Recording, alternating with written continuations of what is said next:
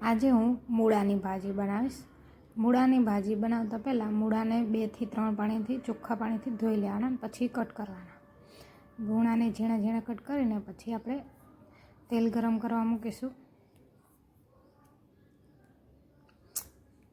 આપણે મૂળાની ભાજી બનાવવાની છે એટલે હું મૂળા ઓછા લઉં છું, એના પ્રમાણમાં નકરી ખાલી એના પાંદડા જ લઉં છું। પાંદડાની જ હું ભાજી બનાવીશ। ઘણાને મૂળા ભાવતા હોય તો અંદર એડ કરી શકે છે, હું નથી એડ કરતી। પછી આપણે આ રાઈ જીરું એડ કરી દઈશું। રાઈ જીરું એડ કરીને આપણે થોડી હિંગ એડ કરી દઈશું। તેલ સરખું આવી જાય પછી આપણે આ બધું એડ કરીને એમાં પાંદડા એડ કરી દઈશું। પાંદડાને પણ પાણીમાંથી ધોઈને કોરા કરી લેવાના, બહુ કોરા નહીં કરવાના, થોડું પાણી રહી જાય તો પણ ચાલે।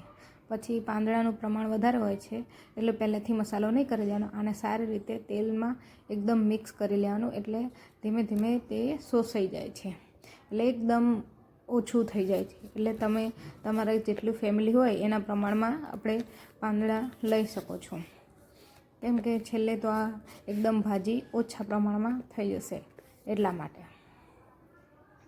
જો મારા વિડીયોમાં તમે જોઈ શકો છો પાંદડા એકદમ શોષાઈને સાવ થોડા થઈ ગયા છે।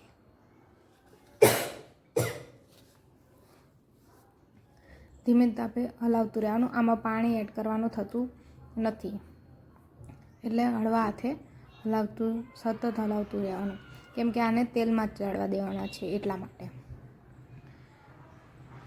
થોડી વાર તમારે ઉપર ઢક્કણ બંધ કરવું હોય તો બંધ કરી શકો છો બાફવા દેવા માટે, એટલે જલ્દી ચડાઈ જશે। પણ આમ તો પાંદડા જ છે એટલે ઝીણા કટ કરેલા હોય એટલે જલ્દી ચડી જશે।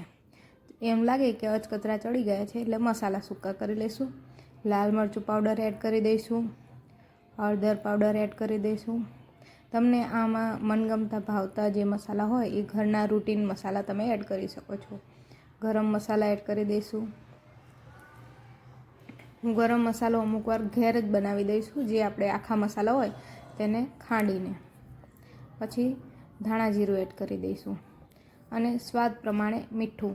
મેં એટલે જ મસાલા છેલ્લે કરવાના કીધા છે, કેમ કે પહેલાંના પ્રમાણમાં જોવા જાઓ તો તમે આ સાવ અડધું પ્રમાણ રહી ગયું છે પાંદડાઓનું, શોષાઈ જવાના કારણે સાવ થોડા થઈ જાય છે એટલા માટે।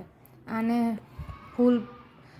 ફૂલ ગેસ ધીમા ગેસે જ સાવ શેકવાનું હોય છે, ચડવા દેવાનું, એટલે આ મસાલા એડ કર્યા છે એટલે પણ પાણી થોડું છોડશે એટલે એકદમ બફાઈને મસ્ત થઈ જશે। તમે સીબું ઢાંકો તો પણ ધ્યાન રાખતું રહેવાનું, એકાદ બે મિનિટે ખોલીને તરત આને હલાવતું રહેવાનું, નકર આ પાંદડા એકદમ કૂણા હોય છે એટલે ચોંટી જશે તરત ને તરત।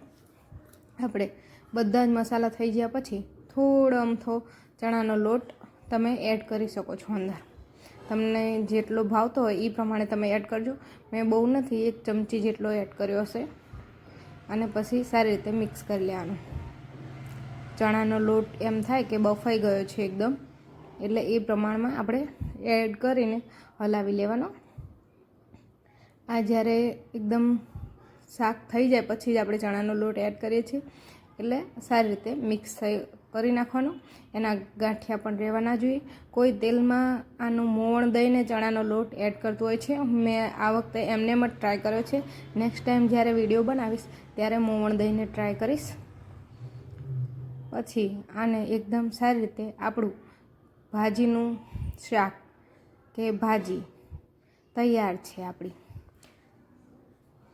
મૂળાની ભાજી કે મૂળાનું શાક આ રોટલા કે રોટલી ભાખરી સાથે તમે આને સર્વ કરી શકો છો, અને જલ્દી 5 થી 10 મિનિટમાં એકદમ ટેસ્ટી તૈયાર થઈ જાય છે।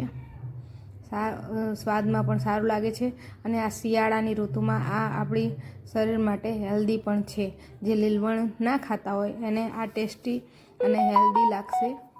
આવા ને આવા વિડીયો જોતા હોય તો મને લાઇક, શેર એન્ડ સબસ્ક્રાઈબ કરો। આપણી મૂળાની ભાજી તૈયાર છે।